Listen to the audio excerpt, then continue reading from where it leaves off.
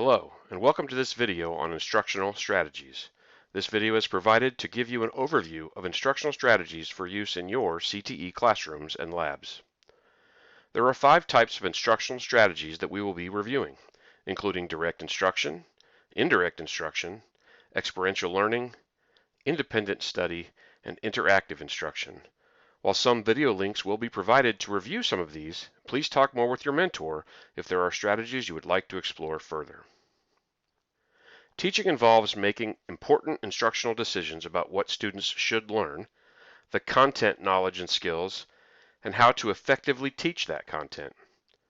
The instructional strategies you select for your lessons matter. Strategy must match the content. It must make sense for the concepts or the skills to be learned. For example, you would not want to teach how to change oil using only a lecture. Likewise, you will want to consider your students and how different instructional strategies best match their needs. Because there are multiple concepts and content within a course that may require different approaches, it is important to select a variety of instructional strategies you can use effectively with your students. Direct instruction maximizes student learning by providing highly structured, teacher-directed lessons. Direct instruction is an effective strategy to introduce new material or teach knowledge and skills that can be taught in a step-by-step progression. The teacher first provides an overview of the lesson content and goals, making sure to connect new learning to previous learning and prior knowledge. Next, the teacher presents the content knowledge or demonstrates the skill. Content knowledge is well organized and presented in a logical order.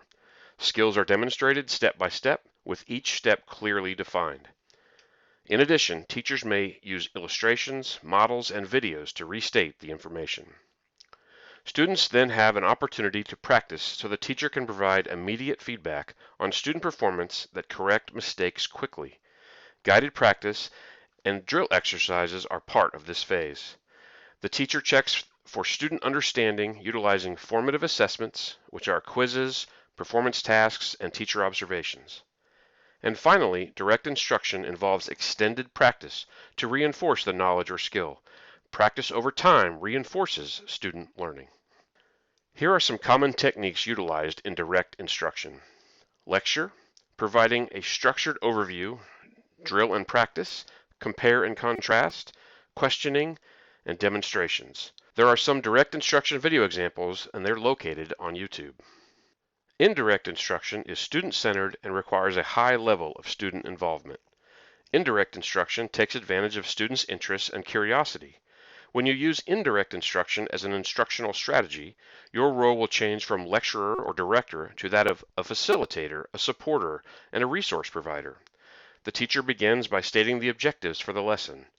Objectives may be given in the form of a concept to research, a problem to solve, or an ethical dilemma to consider. Students are then given time and resources to investigate, gather data, and draw their own conclusions from the data they collected. A couple of effective tactics to use here might be case studies or concept mapping. The teacher provides feedback and assistance to students as they form their opinions and confirm or discredit their original opinions or hypotheses. And finally, the teacher checks for student understanding by reviewing the work. Some effective tactics in this phase might be having the students write to inform you of their learning or participate in a reflective discussion. Here are some common techniques utilized for indirect instruction. Problems to solve, case studies, inquiry-based instruction, concept mapping, reflective discussion. Some indirect instruction video examples are also located on YouTube. Experiential learning is learning through experience. Effective experiential learning requires personalized reflection about an experience or observation and the formulation of a plan to apply the learning in other contexts. The emphasis in this instructional strategy is on the process of learning and not on the product. The student experiences some type of activity first in experiential learning. Examples could include field trips, experiments, simulations, field observations, job shadowing, or participation in a student-organized sponsored competition. Next, the students share their observations and reactions to the experience.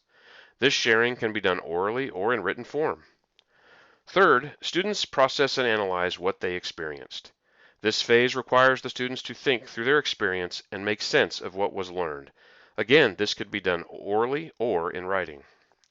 Students then internalize the experience, figuring out how it applies to previous learning. And finally, students make plans to use the information or skills obtained during the experience in new situations. Here are some common techniques utilized in experiential learning: field trips, experiments, simulations, games, telling stories, field observations, role plays, model building, and conducting surveys. Some experiential video examples are also located on YouTube.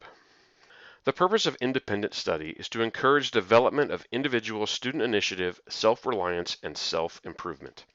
Although this strategy can be initiated by teacher or student, the focus should be on letting the student guide learning at their own pace, but under your guidance and direct supervision.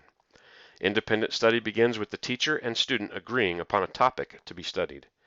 Once the topic has been determined, the goals or outcomes and timeline for completion are outlined and explained. Throughout the process, the teacher will periodically check for progress and assist with questions or roadblocks to completion that may arise.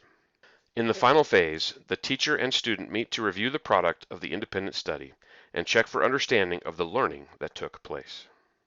Here are some common techniques utilized in independent study: computer-assisted or online instruction, learning logs or journals, research projects, writing reports, and even homework. Some independent study video examples are also located on YouTube. Interactive instruction is used to develop students' social skills, to create a learning environment based on mutual interdependence, and to increase achievement. In interactive instruction, students work together in small groups to complete a common learning task. In order to use this strategy effectively, you will need to know your students and how to put together small groups, which will facilitate achievement of the learning goals. First, the teacher outlines the topic for learning. Next, the rules of interaction are explained.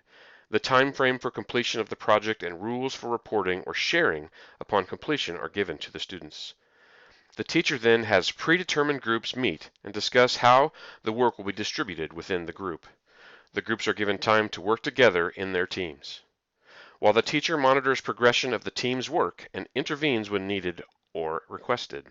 Finally, each group reports to the whole class in the agreed format.